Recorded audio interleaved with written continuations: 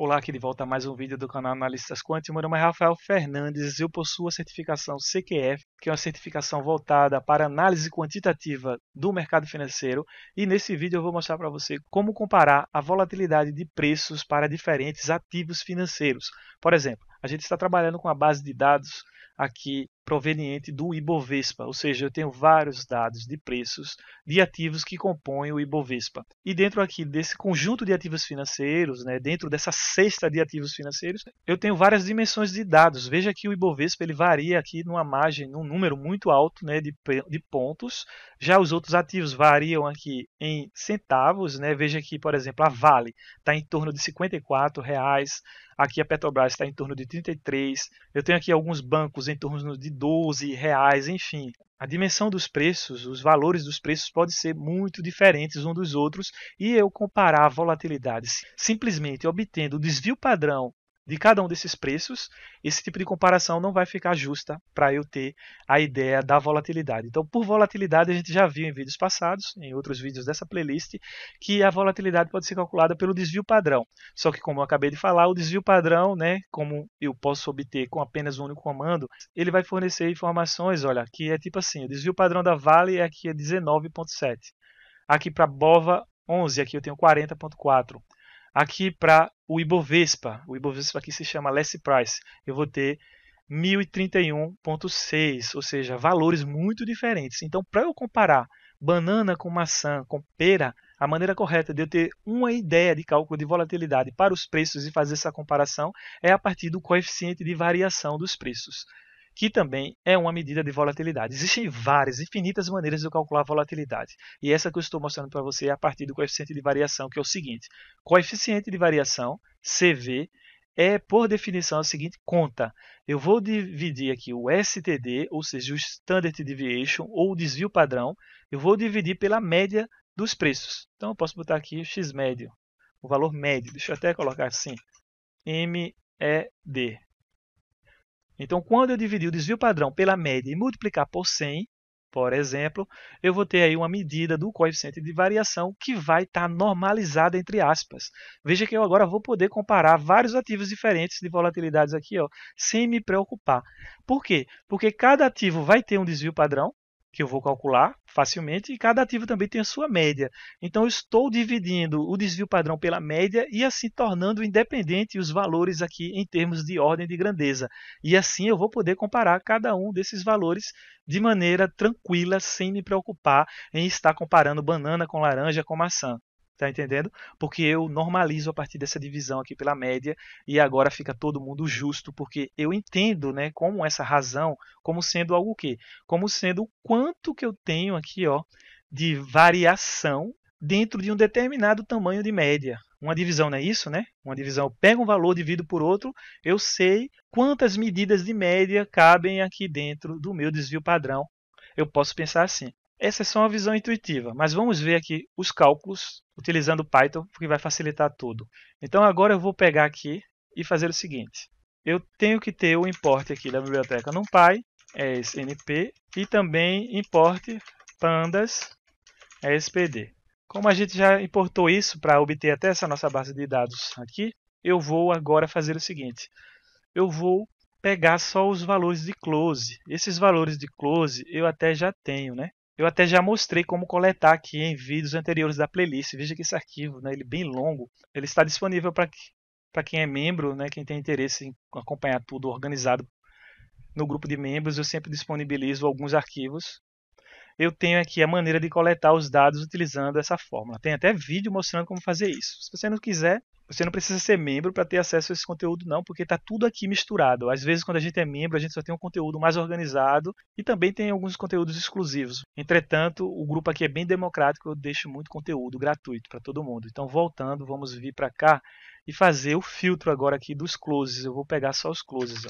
Então, eu vou usar aqui dados, iLock, ele vai fazer o Start with Close, que a gente já viu isso antes. Então, agora eu vou ter os closes aqui. Pronto. Com essas colunas só contendo closes, o que é que eu vou fazer?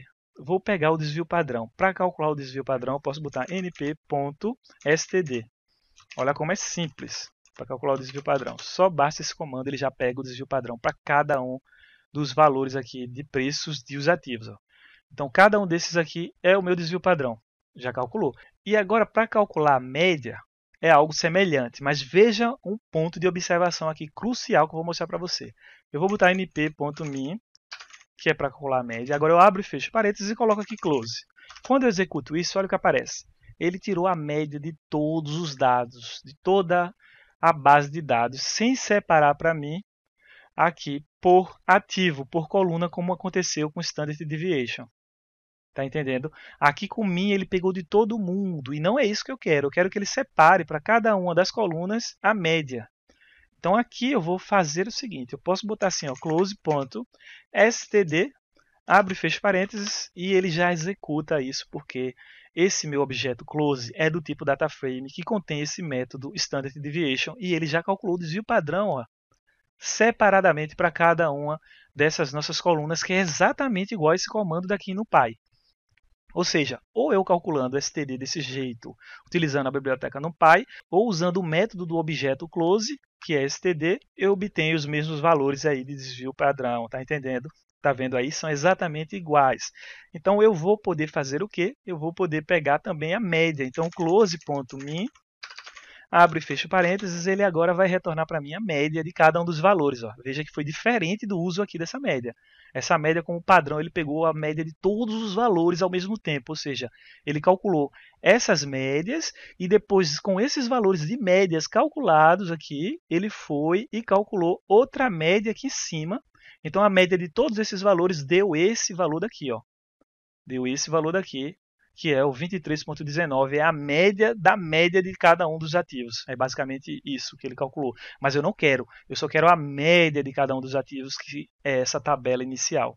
Então, por isso que eu estou usando essa ideia. Então, vamos usar aqui, não é, o close min e o close std. E quando eu pego esse close o std dividido por close.min, olha como é bem intuitivo e fácil de perceber. E multiplico isso por 100, Shift Enter, eu vou ter o coeficiente de variação para cada um dos ativos agora. Simples assim. Olha que legal. Então aqui eu tenho agora a minha medida do cálculo do meu coeficiente de variação para cada um dos ativos. Bem legal, né? Aí agora você estudar e ver qual é o que tem maior volatilidade, enfim. E agora aqui o ativo que tiver a maior volatilidade é aquele ativo com maior coeficiente de variação. Eu posso até colocar aqui, ó, CV, né, e salvar isso aqui dentro do CV. Quero ver agora type, né, qual é o tipo do CV, do objeto CV. Como eu estou vendo, o tipo do objeto CV é do tipo série, não é do tipo DataFrame. E aqui eu tenho até alguns exemplos de trabalhar com as séries, que depois eu vou até fazer vídeos para mostrar para você como trabalhar com séries. Os objetos do tipo séries aqui da Pandas é um pouco diferente dos objetos do tipo DataFrame. Entretanto, eu posso usar até o comando aqui chamado sort para ele ordenar, né, para ele ordenar os valores do coeficiente de variação. Então, boto o np.sort aqui e executa essa célula e ele aqui já ordenou para mim. Ó. Ele ordenou apenas os valores, tá vendo? Mas enfim, isso aqui de maneira geral não ajuda muito. Depois eu vou mostrar em vídeos mais à frente como ordenar com o nome dos ativos ao lado, para a gente saber qual é o ativo com maior volatilidade. Isso fica para próximos vídeos. Porém, aqui eu já sei que o maior valor de volatilidade é esse aqui e o menor valor é esse daqui, porque eu estou ordenando aí do menor para o maior. Então a gente já tem essa ideia só de maneira geral. E aqui você já tem uma maneira de visualizar tudo isso, né? Veja que se eu executar isso assim, não é aqui, eu vejo do lado os nomes, tá vendo? Eu vejo do lado os nomes, eu posso transformar isso aqui no DataFrame, enfim, posso fazer vários processamentos que inclusive estarei mostrando nos próximos vídeos. Por isso, inscreva-se no canal e ative as notificações para ficar por dentro de vários vídeos que eu estou constantemente postando aqui de análise quantitativa para o mercado financeiro. Se você chegou até aqui e quiser conhecer cursos, grupos de estudos avançados sobre o mercado financeiro, onde a gente estuda de forma mais aprofundada tudo isso aqui que você está vendo, também está aí na descrição para você ficar por dentro desses conteúdos mais avançados. Fica aí a minha dica do próximo vídeo aparecendo na tela. Estou aguardando você no vídeo. Até logo!